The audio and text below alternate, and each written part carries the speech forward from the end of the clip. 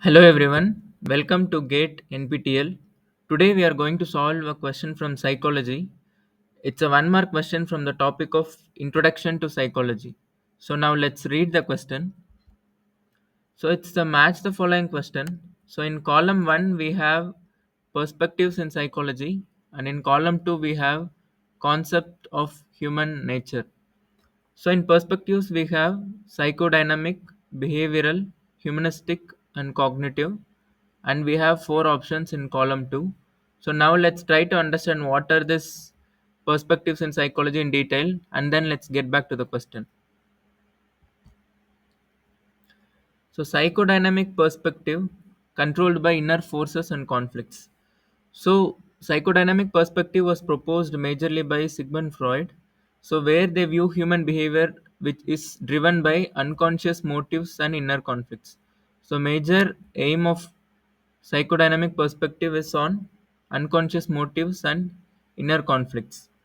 So they see that people are being controlled by their inner instincts and unresolved childhood experiences than the conscious choices.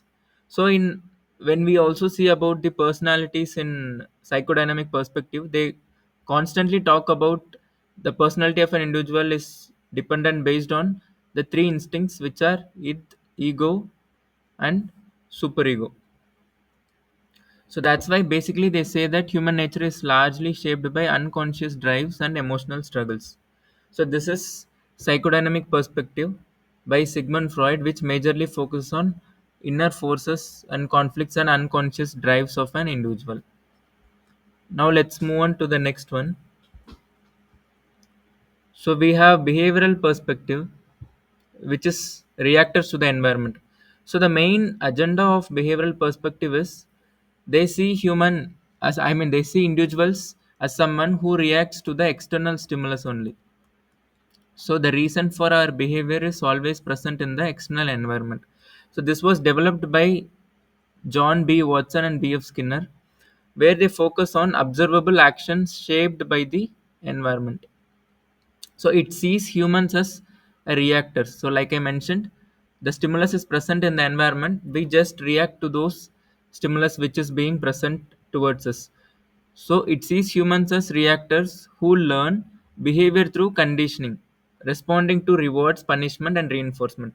So there are two types of conditioning, which is classical conditioning and operant conditioning, which basically talks about how a behavior is being formed as a result of being a reward or a punishment or a reinforcement, etc.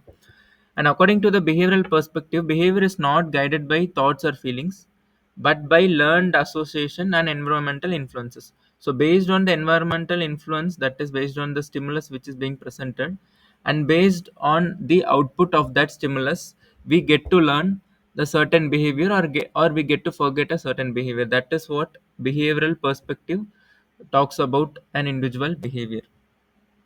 So which is basically reactors to the environment.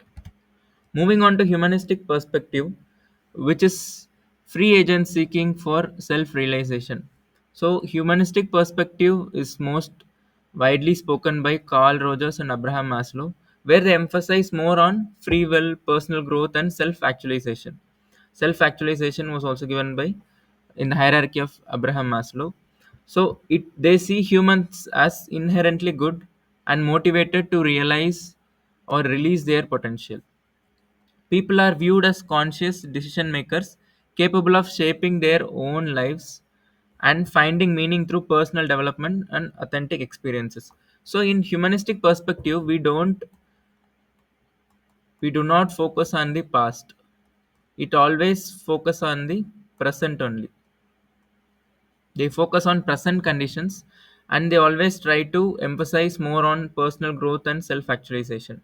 So the ultimate aim of humanistic perspective is to self actualize and find meaning and find the personal growth of an individual rather than thinking about the past or unconscious drive. Moving on, we have cognitive perspective. As the title suggests, it majorly focuses on the cognition part of an individual. So humans as thinkers. So they view humans as active thinkers who interpret and respond to the world based on mental process like perception, memory, and reasoning. So this is the major agenda or the aim of cognitive perspective. And they also say that behavior is influenced by the way how an individual processes and evaluates the information which is being presented to them. Hence, human nature is characterized by rational thoughts, problem solving, and the ability to learn from the experience.